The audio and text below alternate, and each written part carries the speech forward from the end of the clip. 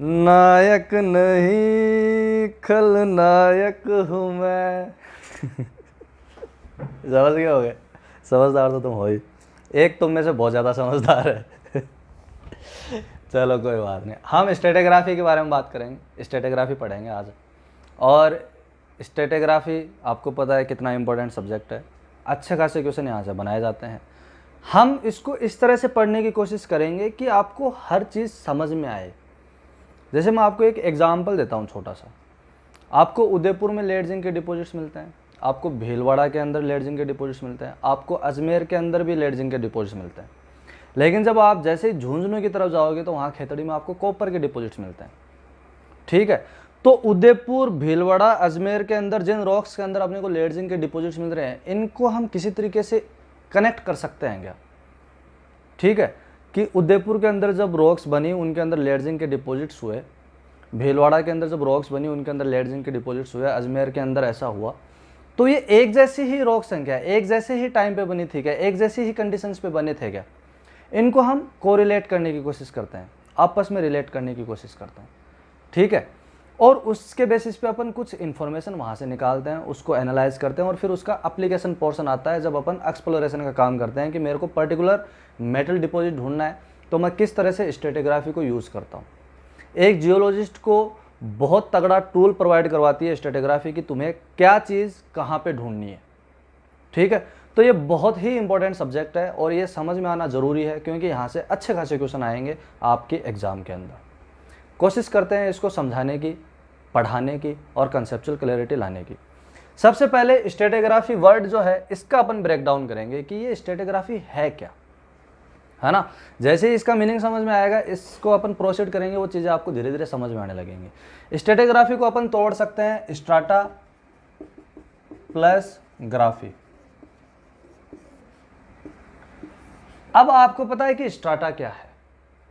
Strata याद आ रहा है, मैंने आपको सेडिमेंटोलॉजी में बताया था कि मान लो कि ये मेरा माउंटेन है, ये प्लेटू है, ये मेरा प्लेनर रीजन, और ये एक बेसिन है जिसके अंदर पानी है बहुत सारा। डिप्रेस्ड एरिया है, लार्ज स्केल पे डिप्रेस्ड एरिया होता है, उसको अपन क्या बोलते हैं, बेसिन बोलते हैं। यहाँ पे सेडिमेंट प्रोड्यूस हुए वेदरिंग से, इरोजन से, या किसी भी टेक्टोनिक एक्टिविटी की वजह से, या कोई एंथ्रोपोजेनिक एक्टिविटी की वजह से। कुल मिला के यहाँ पे जो एग्जिस्टिंग रॉक थी उसका अपन ने ब्रेक डाउन कर दिया छोटे छोटे पार्टिकल्स में, और वो जो पार्टिकल्स बने वही अपने क्या है, सेडिमेंट। नाउ ये सेडिमेंट जो है ये under the influence of gravity यहाँ से रिमूव होंगे पेरेंट साइड से।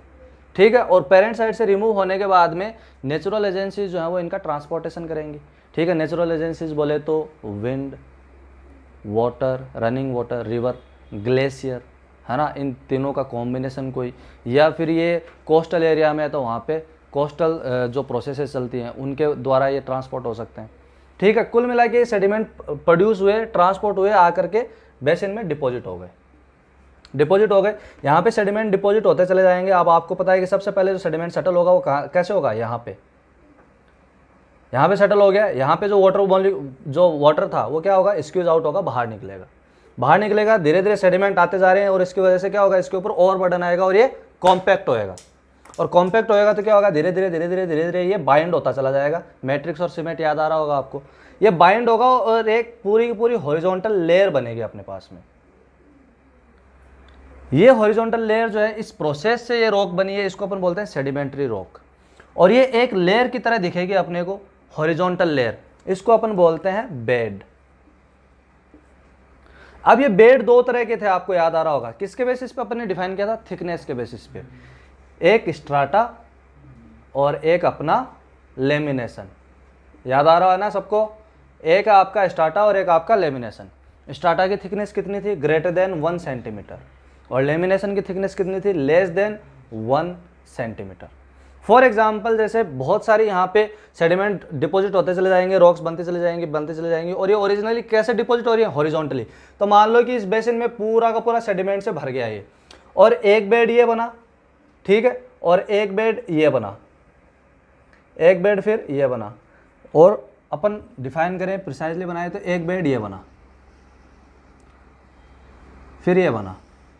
तो आप देख रहे होंगे हर बेड की थिकनेस जो है वो अलग अलग है। यहाँ पे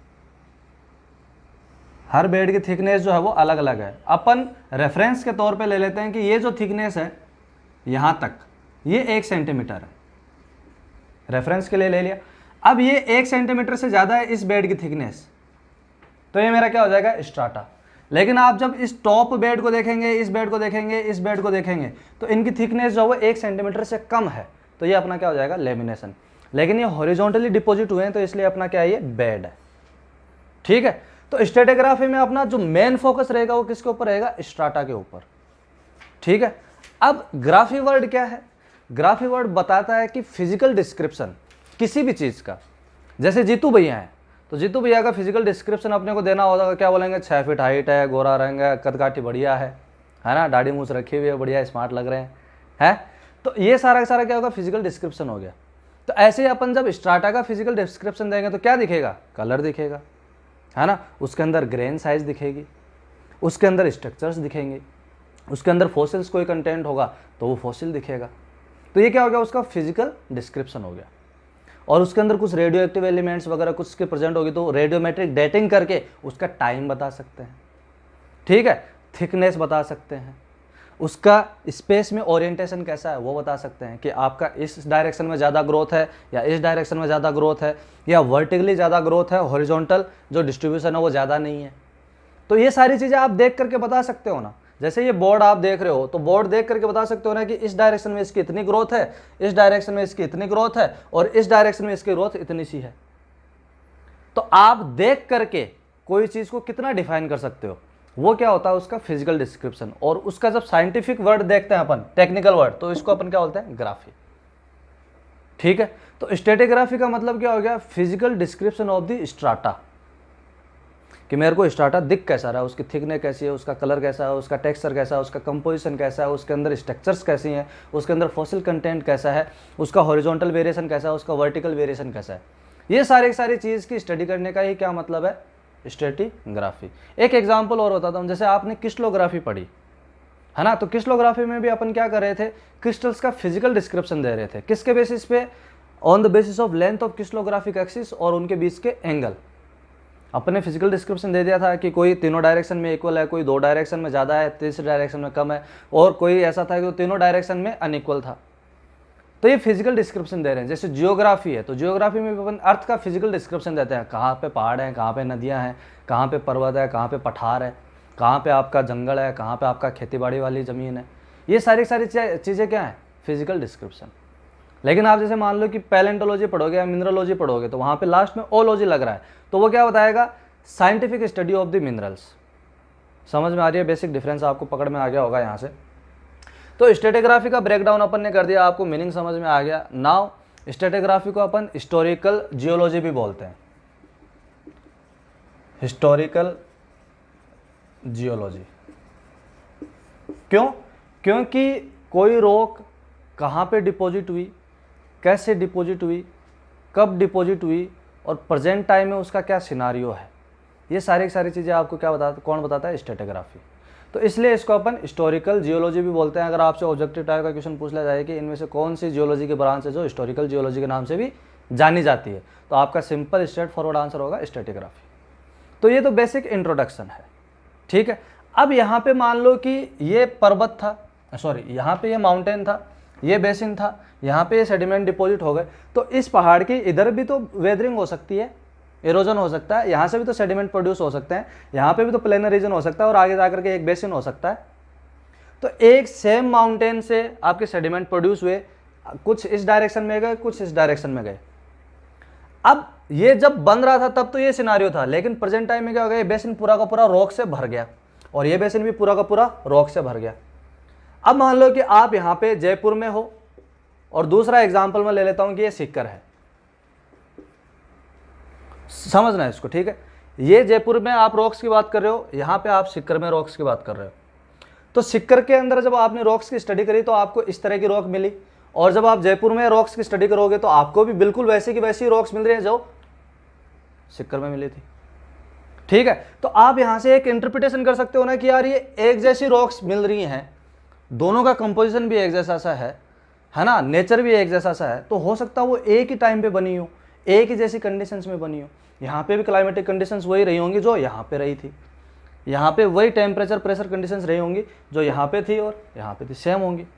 तो यहाँ पे अब आप क्या कर रहे हो, कोरिलेट करने की कोशिश कर रहे हो कि ये रॉक्स को और इन रॉक्स को मैं आपस में कोरिलेट कर सकता हूँ क्या, on the basis of nature of strata.